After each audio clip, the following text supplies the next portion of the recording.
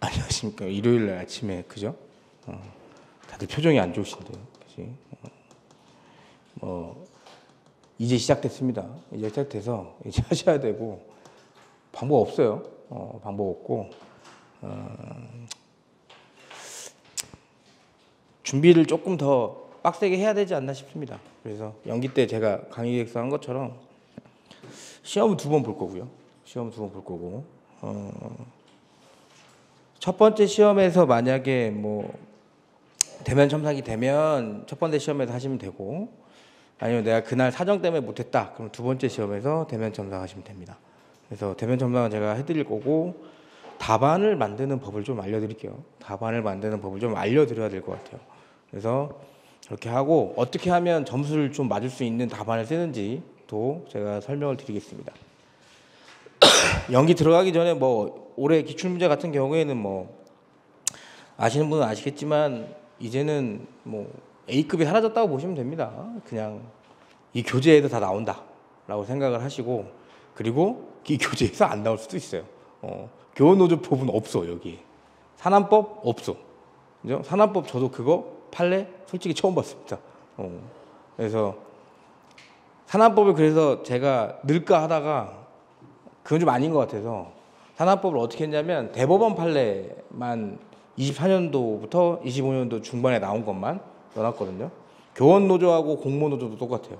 그래서 추가로 혹시라도 대법원 판례가 나오면 추가적으로 산안법 말고 뭐 제가 봤을 때는 퇴직급여 보장법 이런 쪽도 낼 것 같아요. 그러니까 그쪽에서라도 나오면 제가 이거 드릴게요. 드려서 그 판례 결론만 좀 알고, 그리고 나머지는 법전을 통해서 어떻게 하면 활용해서 쓸 수 있는지 그거를 좀 공부해야 될 것 같습니다. 우리가 그렇지 않으면 시험에 대응하는 게 쉽지 않을 것 같다는 생각이 좀 듭니다. 그래서 그렇게 하시고, 시험은 보세요. 시험은 문제 다 알려드립니다. 문제 다 알려드리니까, 그렇다고 문제 알려드리면 공부가 안 되는 거 아니에요 이렇게 생각할 수 있거든. 근데 문제 알려줘도 잘 못 씁니다. 잘 못 쓰니까. 그리고 난 분명히 열심히 썼는데 시험 여기 와가지고 딱 써보려고 했더니 안 써져. 다 그래요. 다 그러니까 그렇게 생각하시면 될 것 같고, 강의 계획서 잠깐 보시면 엄청 천천히 나갑니다. 엄청. 그래서 진짜 이해를 하셔야 돼요. 여기서 일기 때부터는 템포가 좀 빨라요. 템포가 좀 빨라서 그때 모든 걸 다 이해하는 건 쉽지 않고, 연기 때만 제가 유일하게 사실관계를 다 설명을 드리면서 해요. 사실관계를 설명을 드리면서. 그러니까 그런 거 너무 지금부터 암기하는 게 아니야. 지금부터 암기할 필요가 없어요. 지금은 판례를 이해하셔야 돼요. 맞아. 이 판례가 이랬고 결론이 이랬고 왜 결론이 이렇게 나왔는지까지는 머릿속에 있으셨으면 좋겠다. 아셨죠? 그래서 뭐 쭉 뒤에 가시면 진도는 뭐 제가 일부러 이렇게 해놨어요. 맞춰서 못 나갑니다. 맞춰서 못 나가기 때문에 큰 틀에서 이제 이렇게 할 수 있는 건 해놓고, 이제 시험 볼 수 있는 건 시험 봐놓고 뭐 그렇게 해야 되지 않을까 싶습니다. 그래서 잘 오셨습니다. 잘 오셨고, 뭐 2차 시험 보고 바로 오신 분도 계신 것 같은데 잘 오셨어요. 본인이 느낌이 있잖아. 2차 시험 봤을 때 내가 무슨 결론을 받을지 알면 바로 와야 돼요. 많이 쉬었어. 2주, 3주 쉬었잖아. 3주 쉬었으면 많이 쉰 겁니다. 그래서 그렇게 하시고, 동차를 준비하시는 분들 같은 경우에는 유일하게 연기가 2차를 공부할 수 있는 마지막 기회라고 보시면 돼요. 일기 때부터는 1차에 좀 집중하세요. 1차에. 그러니까 일기 때까지는 수업을 들어와서 수업을 따라가는 건 제가 뭐라고 안 하는데, 2기 때부터는 절대 수업을 들어오시면 안 되고 그냥 1차 공부하셔야 되고, 일기 때도 딱 일요일만 노동법 공부하시고 나머지는 이제 뭐 행정이나 다른 공부하세요. 다른 공부. 노동법은 어차피 1차 공부하면서 많이 보시니까. 그리고 제일 착각하시면 안 되는 게 2차 공부를 하니까 노동법 1차 공부가 되겠지? 완전 달라요. 아셨죠? 1차 시험의 노동법은 철저히 객관식이기 때문에 암기가 무조건 베이스 돼야 돼요. 그죠? OX만 구하면 되잖아요. 근데 2차 시험은 이해를 하지 못하면 글이 안 나와. 그래서 그렇습니다. 그래서 그렇게 할 테니까 그렇게 중간중간 궁금하신 거 있으면 물어보시면 될 것 같고, 오늘은 첫날이라 많이 안 나갈 거고요. 그리고 뭐 그렇게 늦게는 안 끝날 겁니다. 근데 아마 다음 주부터는 시간에 맞춰서 끝나지 않을까 싶습니다. 왜냐하면 연기가 제가 시간이 제일 빡빡해요. 되게 천천히 나가다 보니까. 그래서 좀 타이트하게 나갈 수 있어요. 그래서 근데 이제 여러분들이 빠지면 안 돼. 그러니까 빠져도 다음 날 바로 들으세요. 뭐 동영상 듣는 시스템이 있다면. 왜 그러냐면 연기 같은 경우에는 다 처음 와서 듣고 있잖아요. 근데 흐름을 놓쳐버리면 못 따라옵니다. 이게 그러면 사람이 어떻게든 그러면 나 그냥 그 다음 주에 내가 다시 들어야지 이렇게 되면 그때부터 계속 밀려요. 그럼 연기를 또 거의 맨날 어디까지만 듣냐면 취업기직까지만 듣고 또 다시 안 돼. 안 돼요. 그리고 나 일기일 시작했어. 내가 연기 때 무슨 사정에서 잘 공부를 못해서 그때 일기 때 연기랑 같이 들어야지. 안 돼. 버려 그냥. 그죠? 시간이 지난 건 버려야 돼요. 그거 수험생들이 제일 못하는 게 버리는 걸 못하거든요. 못 버리면 계속 밀려요. 그러다가 이제 장수생이 되는 겁니다. 아셨죠? 장수생이 무조건 나쁘다는 게 아니에요. 그러니까 제가 뭐 주변에 보면 노무사 시험 4년, 5년만 노무사 시험을 하는 친구도 많아요. 근데 그 친구들이 노냐? 열심히 해요. 열심히 하고 학원 모의고사에서도 굉장히 특출난 성적을 받고 막 그래요. 근데 안 되는 이유는 운이 안 따라주거나 아니면 갔을 때 뭔가 과도한 긴장, 그죠? 부담감. 시간이 많이 지나면 시험을 더 빨리 합격할 수 있고, 시간이 많이 지나면 시험들을 완벽하게 이해할 수 있고 제대로 된 답안이 나올 것 같죠? 안 그래요. 시간이 지나면 점점 칼날이 무뎌져요. 사람이 그래요. 저도 이제 다른 시험을 해봤잖아요. 다른 시험을 제가 7년 가까이 했는데 그때 한번 1차 붙고 뭐 이렇게 했을 때 그때 됐어야 돼. 그때 이후로는 잘 안 돼요. 왜냐하면 무뎌져. 왜? 다 알고 있는 거잖아. 알고 있는 건데 방심하게 돼요. 그리고 공부하기 싫고요. 그죠? 그러니까 무슨 말이냐면 한 번 땡길 때 확 땡겨야 됩니다. 그게 제가 봤을 때는 3년에서 4년이에요. 3, 4년. 솔직히 말해서 4년이 지나간다. 내가 2차를 4번이나 봤다. 그죠? 1차를 2번 보고. 그럼 그때는 다시 생각해 보셔야 돼요. 정말. 이 길이 맞는지. 그죠? 제가 5년까지는 얘기를 잘 안 해요. 근데 4년까지는 해보라고 말씀을 드립니다. 그리고 3년 정도는 하셔야 돼요. 그냥 3년 정도는 그냥 내가 하겠다 생각하고 하는 거고, 대신에 4년 때부터는 3년이면 어쨌든 혼동차니까 한 번 남았잖아. 한번 보는 거고. 근데 그때로 떨어졌다. 그러면 그때는 과감하게 결정을 하셔야 돼요. 할지 말지. 아셨죠? 그렇게. 그래서 뭐 처음 시작하시면서 궁금하신 게 많으면 물어보셔도 됩니다. 뭐 메일로 물어보셔도 되고, 이따 제가 번호 알려드리면 거기 카카오톡으로 편하게 물어보셔도 돼요. 어차피 카카오톡 제가 확인할 때만 확인하기 때문에 편하게 보내주셔도 돼요. 뭐 새벽 4시까지 잠이 안 와서 그래서 질문사항을 보내도 됩니다. 어차피 제가 안 봐. 그죠? 아침에 보니까 그렇게. 자, 그러면 진도를 한번 나가보죠. 교재는 아마 다음 주쯤에 나올 것 같아요. 제가 이거가 금요일날 편집본이 왔는데 오타 작업해서 그날 바로 보냈거든요. 그러면 아마 다음 주쯤은 나오지 않을까. 그래서 여기 거는 밑줄만 좀 쳐놓으시고 교재에 옮겨서 담으시면 돼요. 교재가 한 500페이지는 좀 안 돼요. 500페이지 좀 안 돼요. 그러니까 그 교재는 달달 남겨야 돼요. 아셨죠? 교재는 달달. 그래서 교재가 점점 이게 점점 두꺼워지죠? 교재가. 그죠? 제가 처음에 강의 시작했을 때 200페이지였어요. 근데 지금 500페이지 됐죠? 저도 조만간 또 1000페이지 되지 않을까 싶어. 그죠? 그러니까 이게 늘려고 하면 얼마든지 늘 수 있습니다. 근데 자꾸 넣으면 누가 죽어? 여러분들이 죽어요. 그래서 제가 최대한 줄였거든요. 그래도 한 500페이지 가까이 돼요. 400 편집하면 한 460페이지 정도 되는 것 같은데 어쨌든. 그리고 보시면 아시겠지만 제가 간격이 짧아요. 이거 다 일부러 이렇게 컴팩트하게 하는 거거든요. 그러니까 간격이 넓으면 뭐 보기 좋다고 하시는 분도 있는데 짧아야지 내가 이거 그대로 답안에 옮겨 쓰기 편해요. 아셨죠? 그래서 그렇게 10페이지 보시면 우선은 요거부터 할까?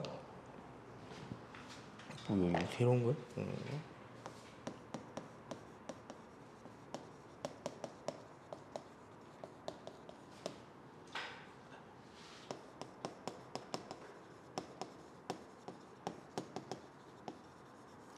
우리 시험은 1교시, 2교시를 노동법을 봅니다.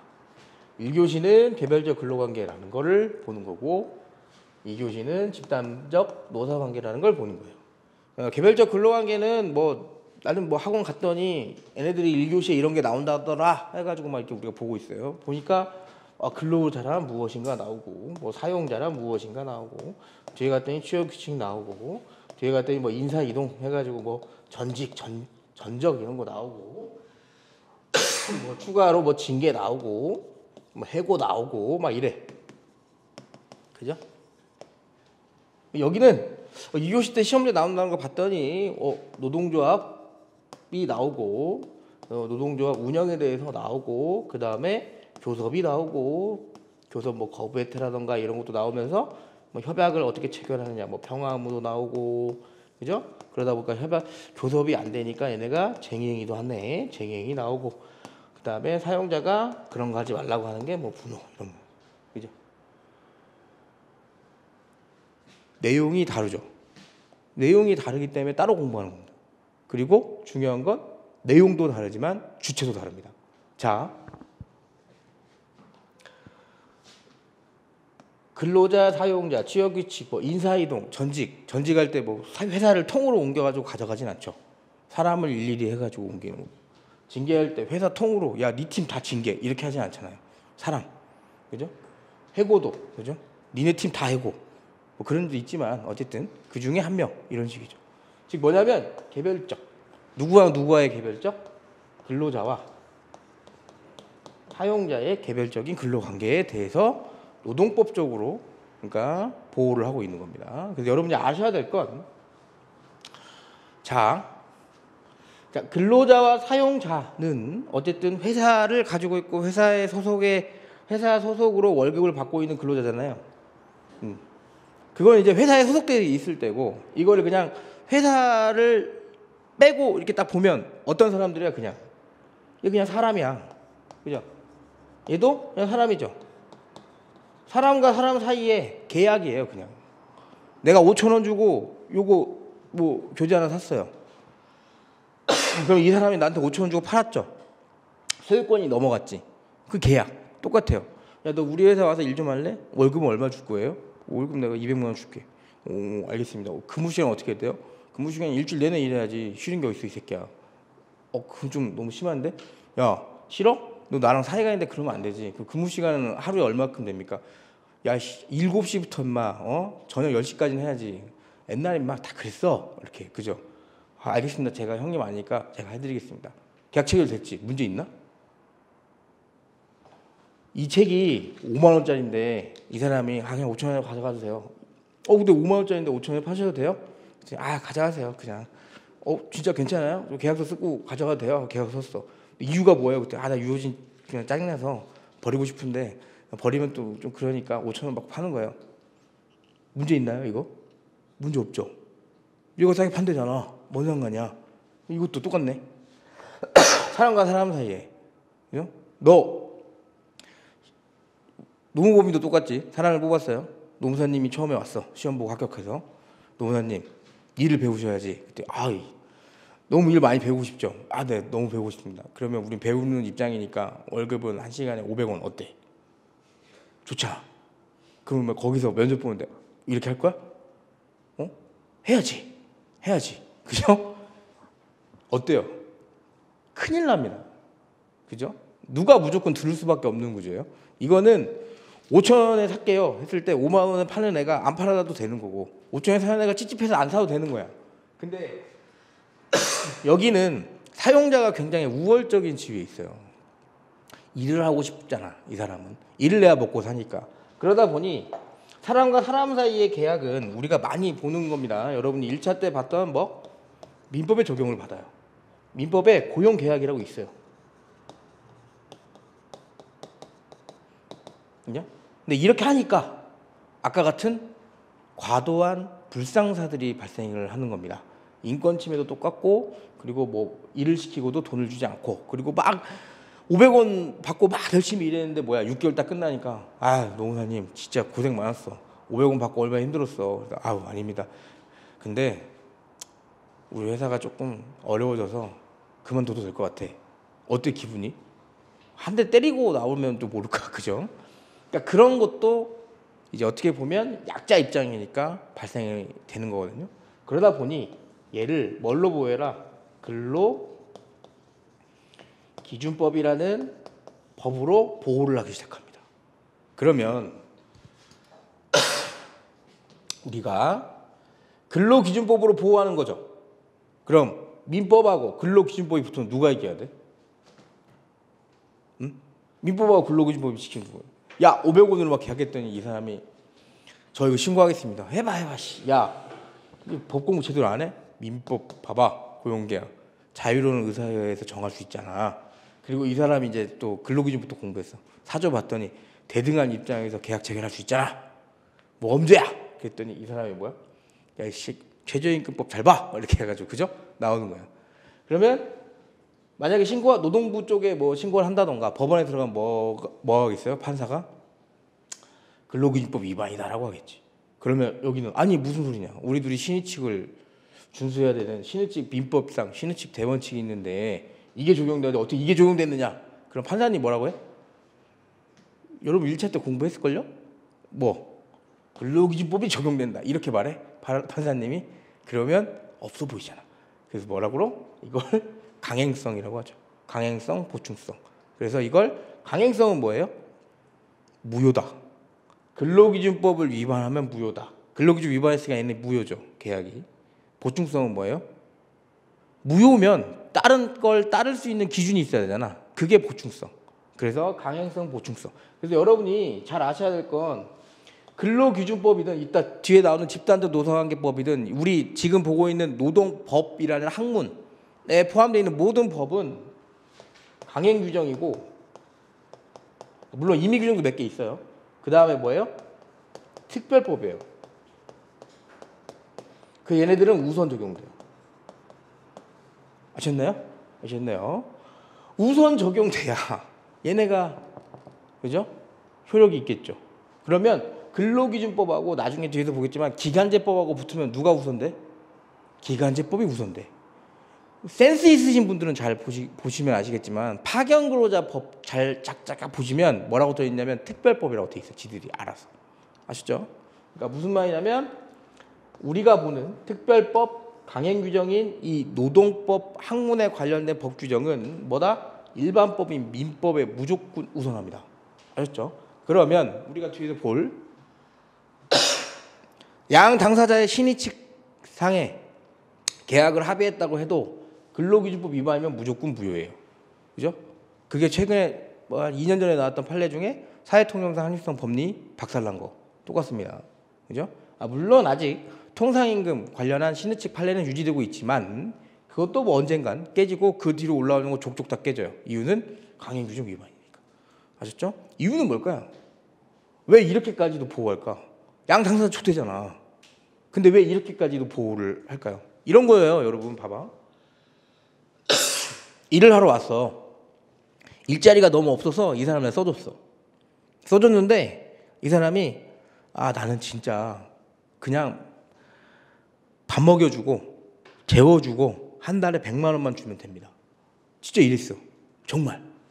그래서 진짜 그런 줄 알고 집도 얻어주고 밥도 뭐 해서 주고 그 다음에 하숙집처럼 그렇게 운영해줬어요. 이분이 3년 뒤에 나가면서 뭐예요? 최저임금 위반, 그 다음에 퇴직금 다 청구합니다. 그때 한 3천만 원 돼. 줘야 돼? 줘야죠. 그죠? 우리 아버님 친구 사업장이었어. 네. 그분이 진짜 한 50년 지기 아버님의 아버님 친구셨대요. 그러니까 친구분이 어르신이 오셨는데 너무 힘드시니까 그렇게 해서 해주셨대. 근데 전에 전화 왔어요. 뭐 이렇게 하면서 아빠 친구가 이제 전화 와서 뭐라고 하셨겠어요? 너 멋있어. 잘 돼서 막 이렇게 하면서 전화 오셔서 얘기하는데 그래서 이거 줘야 되는 건가? 그래서 주셔야 될 것 같습니다. 그랬더니 뭐 이러냐 막 그죠? 줘야 돼요. 아무리 당사자 간에 실제로도 전주 노동청에 가서 그렇게 말씀하셨대요. 내가 이렇게 했다. 그리고 이분도 자기가 그랬다고 인정했어. 근데 줬어요. 왜요? 받고 싶냐고 물어봤더니 뭐라고 하죠? 그래서 제가 어려워서 받아야 될 것 같긴 하다고 하니까 줘야 된다고요. 왜? 이런 걸 하나씩 보장해주면 나중에 이런 걸 악용하는 사례가 생깁니다. 그죠? 어려운 위치에 있는 사람을 꼬셔가지고, 지금은 자발적으로 본인들이 그랬지만 어려운 위치에 있는 사람을 꼬셔가지고 강행복주 잠탈할 목적으로 하면 안 되잖아요. 그죠? 그러다 보니까 여러분이 뉴스에서 제일 많이 봤던 건 11개월 29일 계약을 옛날에 좀 봤을 거예요. 퇴직금은 발생 안 되는. 그죠? 근데 그런 것도 이제 약간 위반 소지가 좀 있어요. 최근에는 취지도 보기 때문에. 그래서 여기는 이렇다. 이해되시죠? 그래서 이런 부분을 배울 겁니다. 이런 부분을 배우는데 추가적으로 하나만 더. 얘는 그냥 근로자고, 그냥 근로자라고 하는 거는 이제 정규직을 말하는 거고요. 정규직보다 조금 더 보호를 받아야 될 것 같은 사람들, 그런 사람들을 비정규직이라고 합니다. 우리 법에서는 기간제법이라는 특별법의 특별법으로 보호를 하고 있습니다. 아시죠?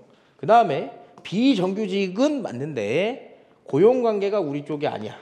그래서 오히려 더 많이 차별을 받는다거나 많이 고용 안정성을 유지할 수 없는 사람들, 이걸 파견 근로자라고 하는데 이건 파견법에서 보호를 하고 있죠. 여기랑 여기 있죠? 정말 중요합니다. 그죠? 특히 파견법은 너무 많은 판례가 쌓여 있어요. 아시죠?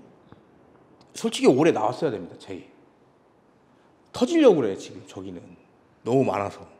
그죠? 이게 한번 나와야 되는데 지금 어쨌든 안 나왔고 안 나왔으니까. 그리고 최근에 이제 우리가 추가적으로, 옛날에는 보지도 않았습니다. 최근에 이제 추가적으로 봐야 될 게 이제 산업 안전이라던가.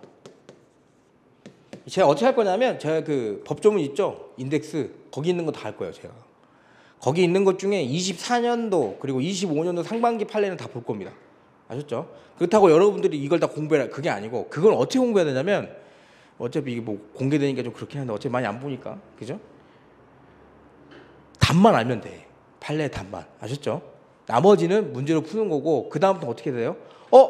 답 맞아. 그때 유효진이 그거 답 이거 있다고 그랬어. 이거 오라고 했어. 그러면 뭐야? 판례를 만들면 돼. 그때부터. 결론만 맞추면 되거든. 판례는 이렇게 해서 이렇게 해서 이렇게 해서 뭐?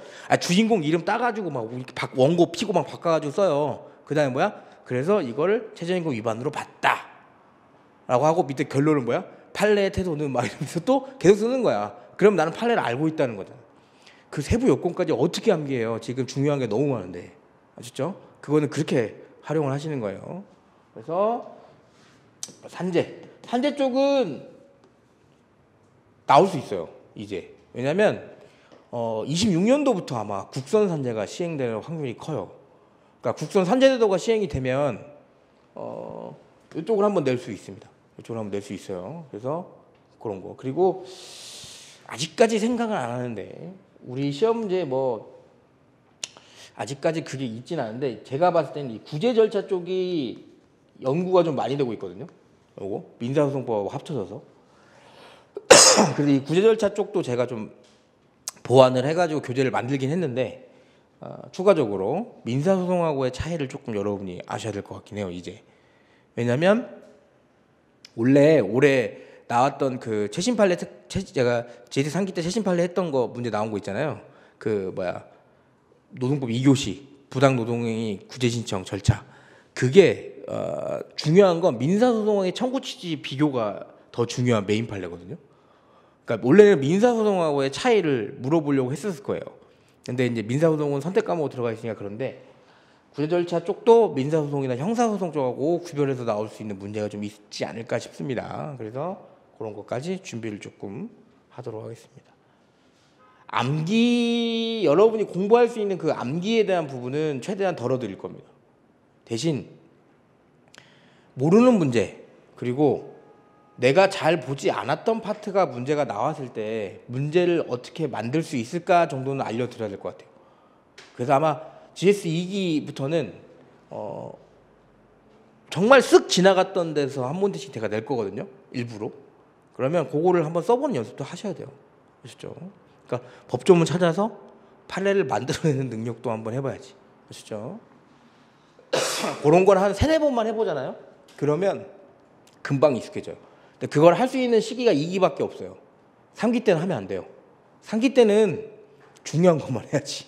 아셨죠? 3기 때 브리타 문제 연습하고 있으면 안 돼요. 3기 때는 그냥 중요한 것만 하는 거예요. 이번 시험도 똑같습니다, 여러분. 중요한 걸 잘 쓴 다음에 그거를 어느 정도 선빵을 해야 점수가 나오는 거지, 중요한 건 하나도 못 쓰고 그것만 막 어떻게 뭐 해가지고 법조문 뺏겼다고 해가지고 점수가 잘 나오냐? 그 사람은 점수에 영향 하나도 없어. 정말. 아셨죠? 앞에 우선 재고용 의무라던가 이런 걸 빠방하게 엄청 잘 써야 돼요. 그래야 그 뒤에 걸 보는 겁니다. 아셨죠? 그 다음에 2교시 요거는 범위가 너무 넓어졌습니다. 솔직히 말씀드리면. 그러니까 이게 2023년도까지만 해도 어떻게 나왔냐면 예전에 따로따로 나왔거든요. 이렇게. 근데 23년도부터 갑자기 얘네가 이렇게 하나로 나왔어. 하나로. 교섭하는 과정에서 갑자기 교섭권한을 위임하더니 그 교섭권한 위임한 애가 단체 교섭을 진행하다가 교섭을 거부해. 그러다가 부당노동행위를 하다가 쟁의행위 들어가서 쟁의행위 했더니 뭐야, 노동조합이 인준투표제가 있네? 이렇게 됐다고. 어때요? 흐름이? 다 나오는 겁니다. 그죠? 흐름을 모르면 절대 못 푸는 문제. 그러다가 올해 출제 경향을 바꿉니다. 살짝. 그건 당연한 거고, 뭐다? 공무원하고 교원도 뭐야, 니네 시험 보면 있더만 하고 되는 거예요. 즉 이쪽에 연습을 너무 많이 되니까 이제 뭐예요? 범위를 확장시키는 겁니다. 노동법 시험은 어렵게 내려면 무조건 엄청 어렵게 낼 수 있어요. 근데 어렵게 낼 수 있는 시험이 우리 시험밖에 없어요. 이유는 아시나요? 변호사 시험은 선택 과목이에요. 자, 선택 과목도 장사입니다. 그지? 국제법 엄청 많이 선택한단 말이야. 그죠? 노동법이 3순위인가 4순위인가 그래요. 특허법 진짜 거의 안 해. 왜? 어려우니까. 그래서 뭐야? 출제자들한테 뭘 하냐면, 좀 이제 장사 좀 되게 해달라. 여러분, 이게 학계의 운명과 관련이 있는 거예요. 노동법이 없어지고 민법 밑에 꼬다리로 들어가면 어떡할 거야? 그죠? 그러니까 조금 쉽게 내달라. 행정고시도 똑같아. 그죠? 어렵게 낼 수 있는 시험은 노무사 시험밖에 없어요. 노동법은 노무사 시험에서 뭐야? 메인이니까. 그죠? 마음대로 어렵게 내도 됩니다. 그래서 얼마든지 어렵게 낼 수 있으니까 그 부분 좀 참고하시고. 자, 얘는 주인공이 바뀌었네요. 노동조합으로. 그죠? 그래서 노동조합하고 누구랑 얘기를 하냐면 회사랑 얘기를 해요. 그럼 일단 이 주체 자체가 집단으로 바뀌었죠. 그러니까 집단적 노사관계라고 하는 거예요. 얘네는 명확합니다. 노조원 개개인한테 괴롭히거나 뭐 이런 거는 사용자가 노동조합 활동을 방해하려고 하는 목적으로 하는 부당노동행위의 지배개입 쪽으로 보면 되고, 그걸 제외한 나머지는 다 집단 행동입니다. 집단 행동. 왜? 목적이 뚜렷해요. 여기는 근로계약을 하고 들어갔죠. 그죠? 얘네는 아직 계약을 체결하지 않았습니다. 그죠? 여기서 말하는 계약은 뭐죠? 단체 협약이에요. 이 단체 협약을 체결하기 위해서 뭐 하냐면 교섭을 하는 거예요. 교섭을 하기 위해서 뭐 하냐면, 야, 네 근로자 말고 노동조합으로 들어와. 노동조합을 설립하는 거예요. 아셨죠? 설립하다 보니까 회사가 자꾸 태클 걸어. 그죠? 못 만들게 하고. 그러니까 나 보호받으려고 뭐야? 설립심사도 국가에 하는 거야. 그죠? 그런 걸 배울 거예요. 교섭을 하는데 또 뭐야? 협약을 체결하려고 교섭했더니 사용자가 뭐 하는 거야? 안 나와. 그래서 이거 어떻게 할까? 노동청에 신고했어. 그랬더니 노동청이 좀 나가세요. 나가. 그때 뭐해? 말 안 해. 할 말 없습니까? 할 말 없는데. 그죠? 그냥 가. 그랬더니 뭐야? 에이씨 하고 뭐야? 부당노동행위로 가기 전에 뭐야? 야, 우리 쟁의행위 파업하자. 그게 쟁의행위. 여러분이 착각하신 게 뭐냐면, 그럼 쟁의행위는 언제 하는 거예요? 언제 하는가 이거. 교섭 도중에 하는 거예요. 단체 협약 끝나고 할 필요가 있나? 단체 협약 끝나고 할 필요가 없어요. 순서가 단체 협약 뒤니까 단체 협약 이후에 쟁행위 하나? 아니. 교섭하다가 안 돼서 쟁행이고요. 교섭하다 잘 되면 어떻게 돼요? 이렇게 가는 겁니다, 그냥. 아셨죠? 교섭하다 잘 되면. 그래서 쟁행. 쟁행위는 항상 중요한 게 주체, 목적, 그죠? 행위. 중요합니다. 찬반 투표 중요하고요. 여기서 제일 중요한 게 뭐야? 이 우리 노랑봉투법이 시행이 되면서, 그죠? 뭐가 중요해? 민사의 영역이 굉장히 중요해졌습니다. 안 그래도 중요한데 더 중요하게 됐어요. 그래서 요거 형사의 영역은 원래 중요했는데 더 중요해졌죠. 더 노란봉투법은 제가 한번 공부를 시켜드리겠습니다. 뭐 어려운 건 아닌데. 그리고 노란봉투법은 쟁의행위는 당연히 중요해졌고 어디가 중요해졌냐면 얘가 중요해졌어요. 갑자기. 얘는 원래 부당노동행위의 서브 역할밖에 안 했던 애인데 갑자기 여기서 뭐야? 얘가 중요해집니다. 교섭 상대방이 누구죠? 노조의 교섭 상대방? 누구야? 회사죠. 회사. 다시 말해서 사용자. 근데 노란봉투법은 뭐다? 이거에 대한 개념의 확장이 입법화 돼버렸죠. 그러니까 이게 엄청나게 중요할 거고 12월 안에 대법원 판례가 나올 겁니다. 그럼 그 판례는 완전 슈퍼 초특급 A급이 되는 거예요. 그죠? 선생님 근데 노란봉투법이 어차피 있으니까 공부 안 해도 되지 않나요? 노란봉투법은 사용자 지위 개념의 확장만 있을 뿐이지 어떤 애들을 확장하겠다는 자세히 안 나와 있어요. 매출의 기준으로 하는 거는 나와 있지만 어쨌든 무슨 말인지 알죠? 그래서 그런 것도 한번 제가 설명드리겠습니다. 그래서 그렇게. 시험제 가장 많이 나오는 게 이제 분호가 제일 많이 나오죠. 분호. 그래서 부당 노동행위는 뭐냐면 그냥 사용자가 노동조합 활동을 하는 걸 이유로 괴롭힌다고 보시면 돼요. 제일 쉽게 괴롭히는 게 뭘까요? 제일 쉽게 괴롭히는 거. 제일 강력하고 효과 좋은 거. 노동조합 활동 딱 해. 그때 어떻게? 야 불러. 야 너 서울에서만 살았지? 그래서 예. 친구들도 다 서울에 있고 그지? 네. 저는 서울 떠나본 적이 있습니다. 그니까 오랜만에 제주도 가서 한 1년 살다 와라. 와 너무 좋지. 제주도 가서 1년 살다 오라고 하니까 그치? 좋아요? 이유는 뭡니까? 이유는 알고 갑시다. 그러면 너 왜 그러니까 노조위원장하고 밥 먹고 다니고 그러나? 노조 활동 하지 말라는 게 아니고 그냥 난 걔가 별로 안 좋아 이렇게 하고 갔어. 그게 뭐다? 인사상의 불이익하고 같이 엮여 있죠. 그게 불이익 취급이에요. 그렇죠? 두 번째는 뭐냐면 아까 잠깐 나왔습니다. 나오라고 했더니 안 나와. 뭐 하라고 해도 안 해. 그게 교섭 거부.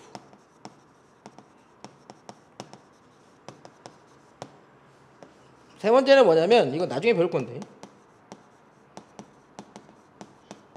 유니온션 협정도 있습니다. 유니온션 협정. 유니온션 협정은 이미 노조가 엄청 커요. 커서 단체 협약으로 고용 의무를 그죠? 해놓은 단체 협약을 체결한 거예요.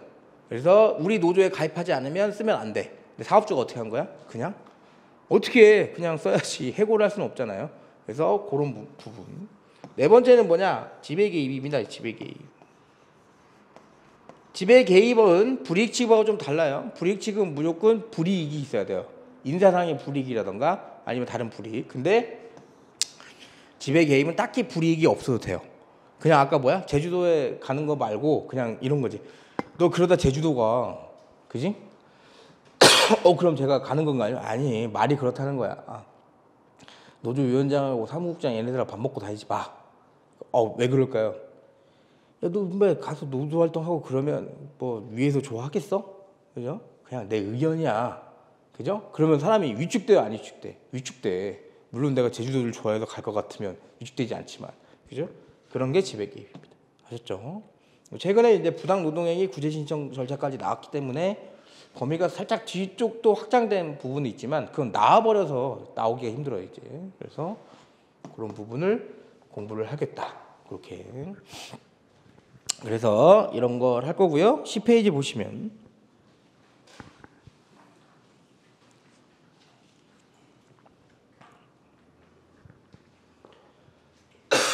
자, 아시는 분은 아시겠지만 우리 노동법이라는 학문 자체가, 그리고 이 근로기준법이라던가 집단적 노사관계법은 전부 다, 모든 법이 그래요.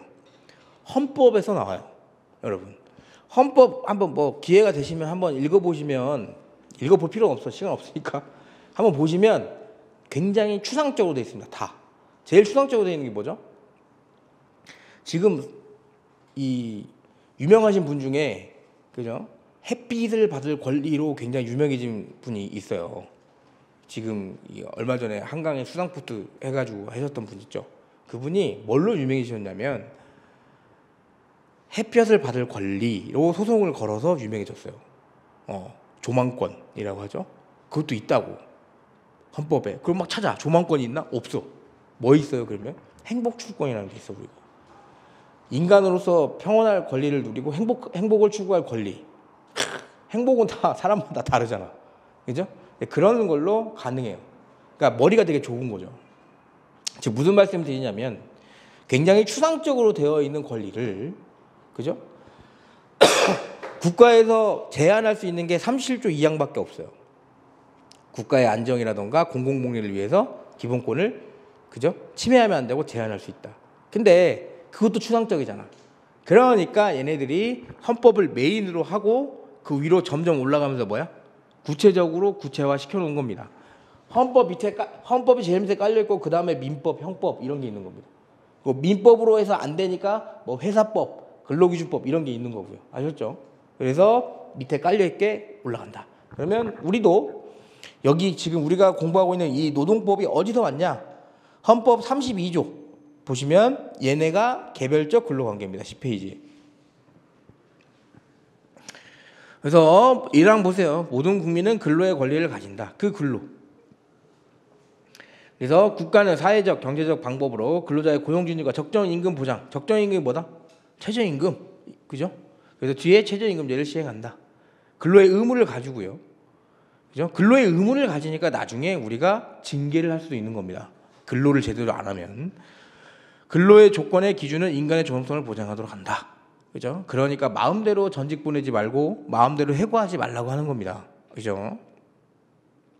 여성의 근로, 여성 연소자의 근로 뭐 이런 거는 많이 1차 때 보셨을 거고. 그죠?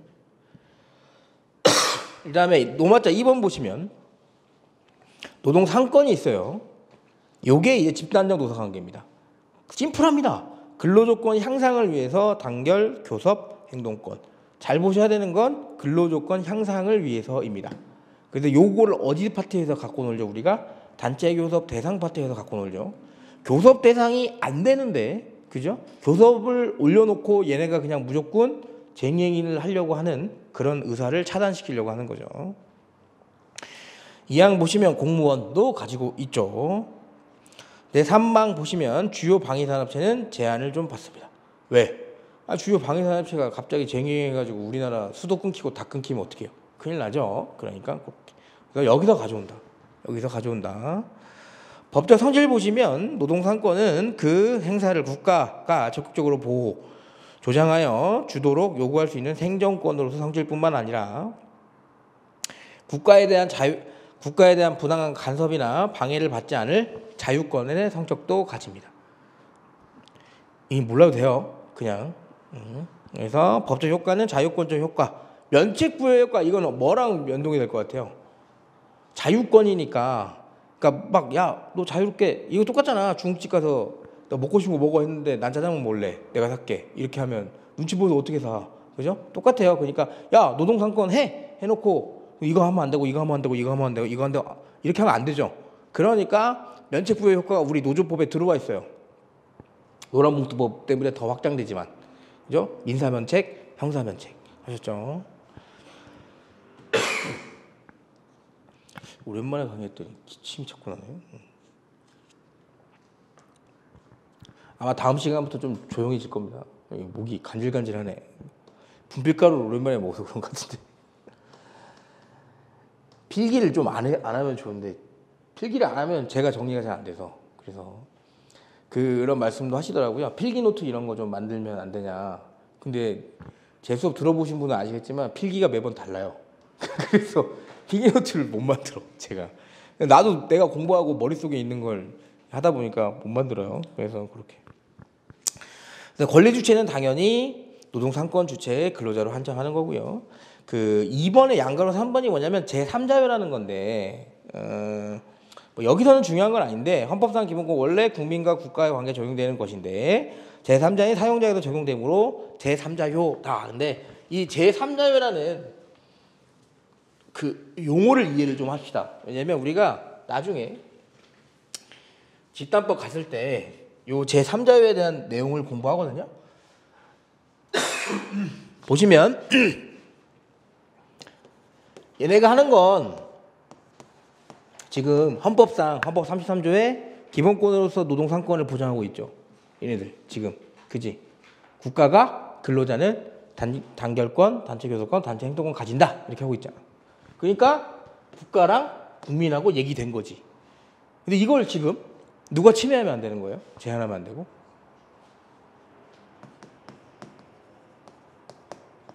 뜬금없이 사용자가 있는 거예요. 계약 당사자가 아닌 제3자한테. 제3자한테 효력을 발생하려면 제3자도 같이 계약해야 돼요, 여러분. 이런 거지. 우리 연대채무 이런 거 필요 없고 내가 차를 한 대 샀어. 그죠? 벤츠 한 대 샀어. 한 7천만 원 돼. 싼 거 샀어. 사고 딜러가 계약했는데 내가 이 돈은 여자친구한테 받으세요 했어. 그랬더니 딜러가 오케이 하고 했어. 계약이 됩니까 그게? 안 되지. 그죠? 여자친구 이름으로 사야지. 그죠? 그러니까 앞으로 그렇게 해야지. 여자친구 이름으로 사세요. 내가 노무사 시험에서 갚는다고 하고. 그죠? 그렇게 하면 돼. 잡혀가. 그지? 그러다가. 자, 무슨 말이냐면 얘는 계약 당사자가 아닌 제3자입니다. 그죠? 근데 국가가 국민하고 헌법을 기반으로 해서 계약한 거예요. 근데 효력이 누구한테? 사용자한테 난다. 이런 걸 제3자효라고 하거든요. 이거 똑같은 거 어디서 보냐면 여기서 봅니다. 자, 노동조합하고 사용자하고 협약을 체결해요.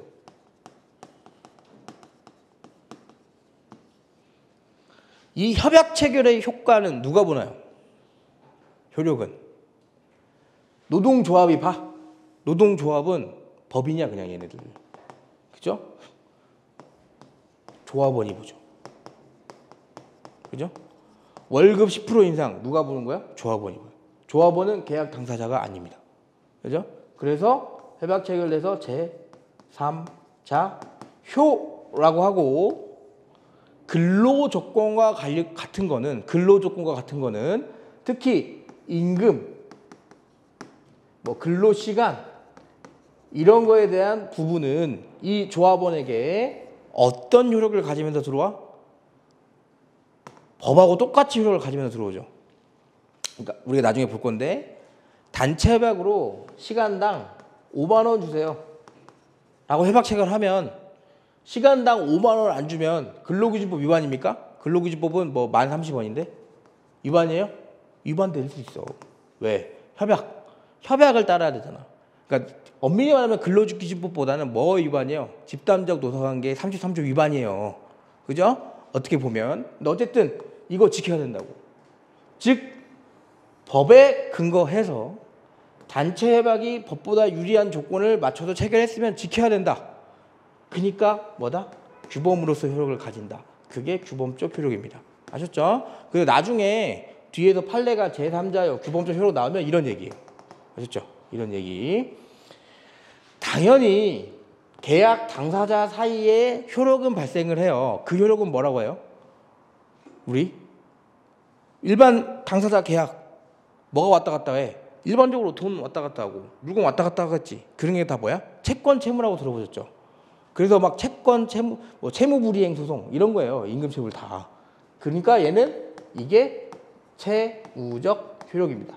왜? 계약 당사자 사이니까. 계약 당사자 사이니까. 근데 얘는 계약 당사자가 아닌 제3자인데 어떻게? 규범적인 영향력을 행사하면서 들어오니까 얘는 규범적 효력인 거예요. 채무적 효력이 될 수 있다 없다? 없어. 왜? 계약 당사자가 아니니까. 아셨죠? 계약 당사자만 채권과 채무가 있는 겁니다. 채권과 채무가.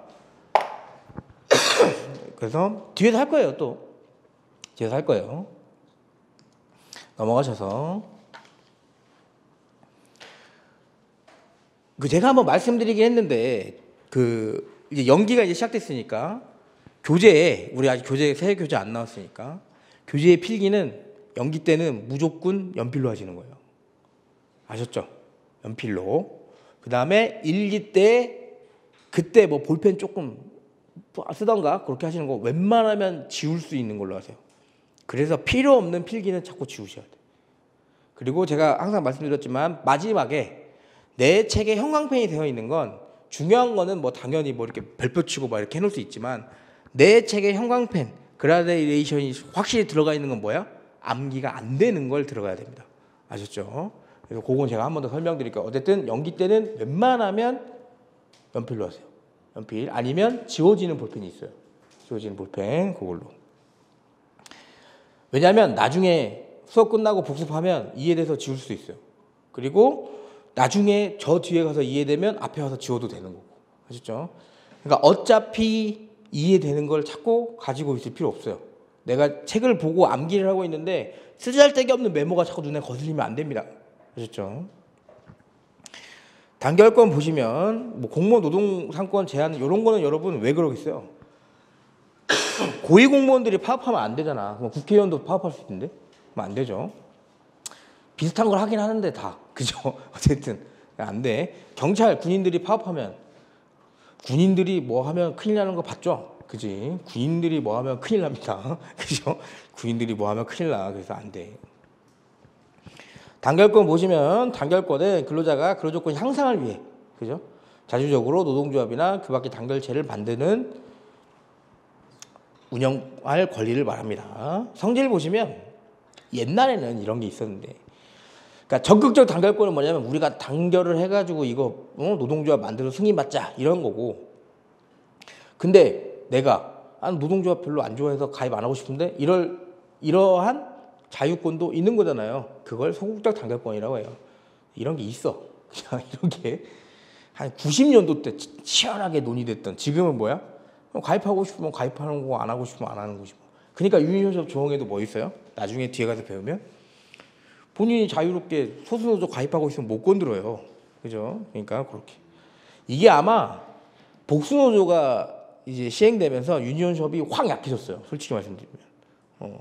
지금 3분의 2 이상의 노조가 가입돼 있다고 해도 소수노조가 이제 여러 개 생기면서 단결권 자체를 강제를 못하는 구조가 됐죠. 그래서 뭐 한 번 더 나오지 않을까 싶긴 한데 아직까지 나온 적은 없습니다. 옛날엔 나왔는데. 왜 성질 보시면 단체 교섭권 보시면 그러니까 우리 시험 문제 우리 법조문에는 단결권, 단체 교섭권, 단체 행동권 이렇게 노동 상권이라고 되어 있거든요. 근데 여기 하나 더 있잖아. 단체 협약 체결권. 노조 대표자가 단체 협약 체결권이 있어요. 위임받으면. 그죠? 그래서 그럼 단체 협약 체결권을 따로 만들어서 노동 사건을 만들어 줘라라고 누가 헌법재판소에 헌법소원을 제기한 겁니다. 근데 헌법재판소 뭐라 그래? 그냥 교섭권에 껴서 해석해라 이렇게 하는 겁니다. 그렇죠? 웃기지? 웃겨도 이 똑똑한 사람들이 이런 걸 판결을 하는 거예요. 아셨죠? 그래서 헌법재판소는 비록 헌법의 이 조항에 협약 체결권을 명시 규정하고 있지 않아요. 근로조건 향상을 위한 근로자 및 그 단체의 본질적인 활동을 위해서 단체 교섭권 안에 포함되어 있다고 봐야 되지 않겠냐. 아셨죠? 이런 거는 나중에 문제 나오면 그냥 내가 검토를 쓰고 싶어 뭔가 공부를 열심히 해요. 그럴 때 하나 쓰는 거예요. 다 교섭권 나왔을 때 협약 체결권도 포함되어 있다고 본다. 뭐 이렇게. 그죠? 그럼 점수가 잘 나올까요? 그 정도는 아닐걸? 근데 그냥 알아는 주세요. 단체 행동권 같은 경우에는 일반적으로 우리가 말하는 쟁의권입니다. 쟁의권. 파업. 네, 뒤에다 가서 보시면 아시겠지만 그 주장을 관철할 목적으로 업무를 저해하는 행위여야 해요. 근데 여기서는 근로자가라고 나와 있죠. 단체 행동권 근로자가. 왜? 노동 상권이니까 그래요.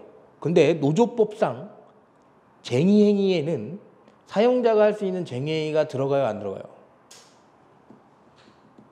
응? 직장 폐쇄 사용자가 하는 쟁의에 들어가요, 안 들어가요? 들어가요. 그럼 사용자에게도 단체 행동권이 있다고 봐요, 안 봐요? 응? 사용자에게도 단체 행동권이 있어? 앞으로 넘어와봐. 앞으로 넘어오세요. 33조 보세요. 1항 누구야? 주체가? 근로자입니다. 사용자는 없어요. 그죠? 사용자는 단체 행동권으로 접근하시면 안 되고, 우리가 뒤에서 보겠지만 교섭 활동할 때 경영권의 인정 여부를 보신 적이 있을 거예요. 경영권. 그죠? 이 경영권 측에서 쟁의행위 측면에 직장 폐쇄가 들어가는 겁니다. 그래서 만약에 써주실 거면 그렇게 써야 돼요. 아시죠? 그리고 성질 보시면 면책부여 효과. 면책부여 효과 제일 커요. 그리고 노란봉투법 때문에 이게 정말 완전 중요해졌죠. 완전. 그래서 그렇게 넘어가시고, 여기 앞에는 총론입니다. 총론. 그래서 이런 걸 배우는구나. 뭐 총론 막 이따만큼 수업하시는 경우도 있는데, 총론은 나올 확률이 지금 이제는 나올 확률이 빵이라고 하면 안 되겠구나. 나올 수 있지. 그죠? 아니 나오면 그러면 이 시험 보면 안 돼. 근데 이게 뭐 헌법 문제도 아니고 보면 안 돼요. 어쨌든 뒤에 내게 훨씬 많은데. 12페이지 보시면 노동 관행입니다. 노동 관행. 노동 관행은 잘 알아두세요. 왜냐하면 단독으로는 안 나와요. 단독으로는 안 나오는데 곁다리로 뭉쳐서 나올 확률이 굉장히 많아요. 아셨죠? 특히 전적. 전적은 나오면 무조건 관행을 쓴다라고 생각을 하고 있으면 돼. 아셨죠? 전적은 나오면. 우리가 앞에서도 봤지만 우린 지금 법을 배우고 있잖아요. 우리는. 그죠? 근데 우리나라가 법에 근거해서만 잘 준수되고 그리고 잘 운영되면 문제가 없어요. 근데 법이 조금 미비해. 그래서 법을 바꾸려고 해. 법 바꾸려고 하면 어떻게 해야 돼요? 국회의원들이 모여. 그죠? 그 다음에 의결도 해야 돼요. 그죠? 아마 헌법을 바꾸려면 3분의 2지만 일반법은 아마 제적 출석, 그 다음에 과반 그 투표로 할 거예요. 근데 어쨌든. 근데 그 모이기가 쉽냐고. 그죠? 모이기도 어렵고, 그 다음에 뭐야? 양당이 아니 여러 당이잖아, 우리나라는. 그 당들끼리의 뭐 이해관계도 좀 있고, 그러니까 법을 매번 바꾸기는 쉽지 않아요. 그리고 그 법에 대해서 뭐 사회적인 부작용이라든가 이런 것도 우리가 고려를 해봐야 되니까. 그래서 그러다 보니 법으로 안 되니까 자꾸 밑에 붙어 있는 게 있어요. 여러분들이 보는 시행령. 시행령은 뭐냐면 대통령이 하는 겁니다. 야, 이거 좀 보완을 해야 되니까 대통령이 직접 대통령령으로, 시행규칙, 행정규칙으로. 그죠? 그렇게. 근데 여기까지도 했는데도 뭔가 부족한 거야. 그러다 보니 일반적인 관행이 이제 성립이 돼서 그 관행이 쭉 이어왔던 거죠. 쭉 이어왔던 거예요. 그래서 노동 관행은 주로 뭐냐면 이런 겁니다. 제일 쉬운 건. 우리 회사는 10년 근속하면 10년 이상 근속하면 1억 원의 성과급을 1억 원 성과급이라고 하면 뭘까? 1억 뭐라고 그래야 돼? 근속수당? 근속수당을 지급해 왔어요. 우리 회사는. 그래서 우리 회사는 지금 역사가 100년이 됐어. 그리고 직원은 1000명이에요. 1000명 모두 한 번도 빠짐없이 이 100년 동안 유지해오는 동안에 10년 이상 근속한 사람들은 무조건 1억 원을 줬어요. 근속수당의 명칭으로. 그다음 11년이 된 갑이 있는데, 갑이 물어보는 거예요. 왜 나는 1억을 안 주냐? 그랬더니 회사가 법에 없어. 취업규칙에도 없어. 아무 데도 없어. 그러니까 뭐야? 안 줘도 돼. 이렇게 되는 겁니다. 그러면 갑은 받을 수 있나요? 못 받나요? 법에 없잖아. 근로기준법에 10년 일하면 1억 주라고 나와 있나요? 없네. 회사 취업규칙 봤더니 아예 근속수당 얘기가 없어. 그죠? 뭐 근로계약서? 오케이. 근로계약서 봤더니 그런 얘기 당연히 없죠. 근데 뭐만 있는 거예요? 100년 동안 1000명의 사람이 10년 근속하면 1억 원씩 받았던 게 있는 거지. 그죠? 그러면 갑의 입장에서는 억울해, 안 억울해? 억울해요. 그러니까 이런 걸 노동 관행에 해당이 되는지 보는 거예요. 그죠? 일단 여기 보시면 처음에 뭐가 있냐면 규범적 사실로서 명확히 승인되는 경우인지를 봐요. 근데 자, 모든 노동 관행은 규범적 사실로서 명확히 승인되지 않았을 겁니다. 규범적 사실로서 명확히 승인되면 대부분 다 여기에 있거나 이런 데 있거나, 그게 아니라 어떠냐면 아무도 이의 제기를 하지 않고 조용히 지나가고 있어요. 아무도 아무 말 안 했지. 아니 돈 준다는데 누가 무슨 말 하겠어? 아무 말 안 하고 있어. 아무 말 안 하고 있는데 그 다음에 뭐야? 그러다 보니 기업 내 직원들 사이에 사실상의 제도로 자리를 잡고 있는 거죠. 누구나 다 10년 이상 근속하면 1억 받을 수 있겠구나라는 생각을 하는 거예요. 그러면 뭐다? 노동 관행으로 봐야 되지 않겠니?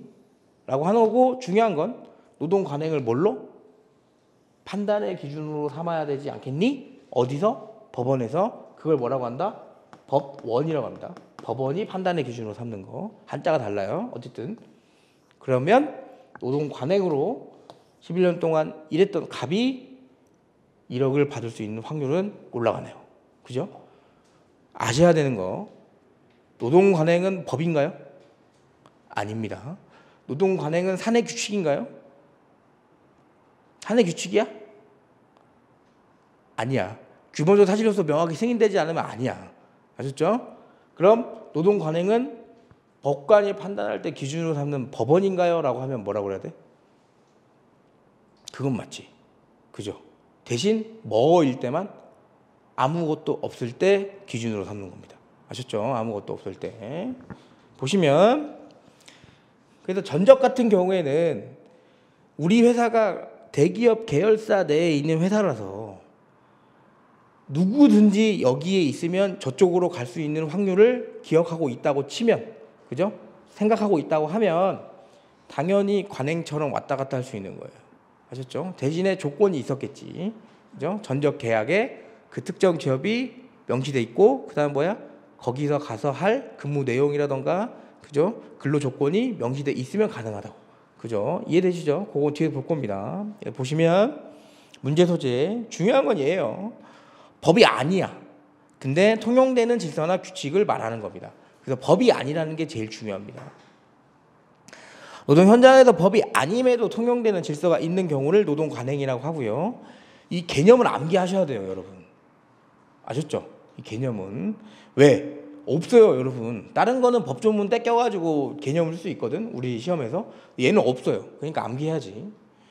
이러한 노동 관행이 법적 구속력을 갖기 위한 요건을 판례가 제시하는 겁니다. 보시면 기업 내부에 존재하는 특정의 관행이네. 이거 특정 관행이잖아, 그죠? 특정 관행이 근로계약의 내용을 이루고 있다고 하기 위해, 왜 근로계약 내용을 이루고 있다고 해야 돼요? 갑이 받아야 되니까. 그죠? 갑이 받아야 되니까 근로조건이죠. 그러한 관행이 기업 사회에서 일반적으로 근로관계를 규율하는 규범적 사실로서 명확히 승인되거나, 뭐 그러면 땡큐지. 근데 그럴 확률이 많이 적어요, 우리 시험 문제에서는.